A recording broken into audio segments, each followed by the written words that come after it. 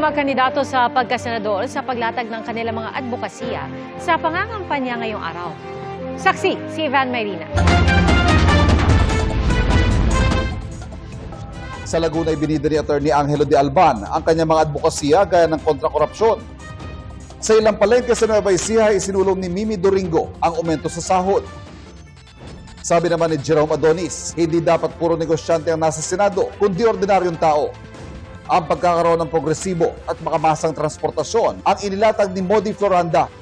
Nagpaalala si Senador Bongo sa government workers at tiyakin bukas ang kanilang tanggapan sa mahihirap.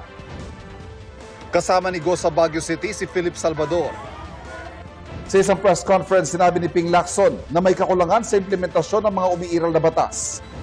Isinusulong ni Benhur Abalos ang teknolohiya sa pagsugpo ng krimen. Dapat daw ay may maparusahan sa usapin ng mataas sa presyo ay kay Makati Mayor Abby Binay. Ang ilang issue sa basic commodities at production consumption ang gustong solusyonan ni Manny Pacquiao. Para kay Tito Soto, dapat magtatag ng Presidential Drug Enforcement Authority. Ilang hakbang para sa pagpapaigting sa criminal justice system ang tinalakay ni Senador Francis Tolentino. Mahalaga para kay Congressman Erwin Tulfo ang pagkakaroon ng transparency ng mga opisyal ng gobyerno. Naisamang tugunan ni Congresswoman Camille Villar ang mga isyu ng food inflation at traffic. Sama-sama rin sila sa campaign rally sa Pasay City, kasamang iba pang katiket na sina Senador Lito Lapid na palalawakin daw ang turismo sa buong Pilipinas. Senadora Amy Marcos na isusulong ang murang bilihin at disenteng trabaho. Senador Bong Revilla na paglalaban daw ang karapatan ng lahat. At Senadora Pia Cayetano na binigyan din ng pagbibigay ng maayos sa kinabukasan para sa pamilyang Pilipino. Nagbigay suporta sa kanila si Pangulong Bongbong Marcos. Ang kailangan po natin ay mag-unlad, hindi po nananakot at nagsisisigaw.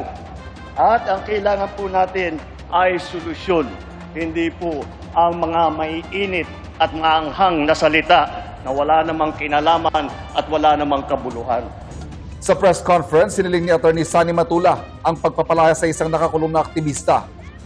Inihayag ni Willie Revillame sa Lipa ang ilang plano para sa libreng edukasyon at pagpapagamot.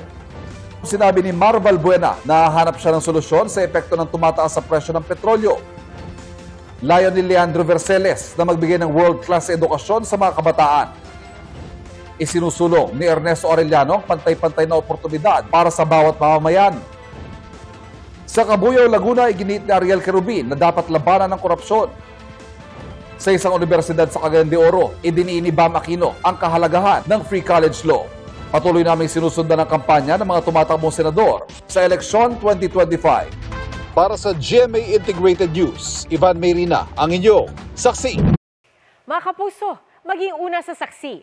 Mag-subscribe sa GMA Integrated News sa YouTube para sa iba't ibang balita.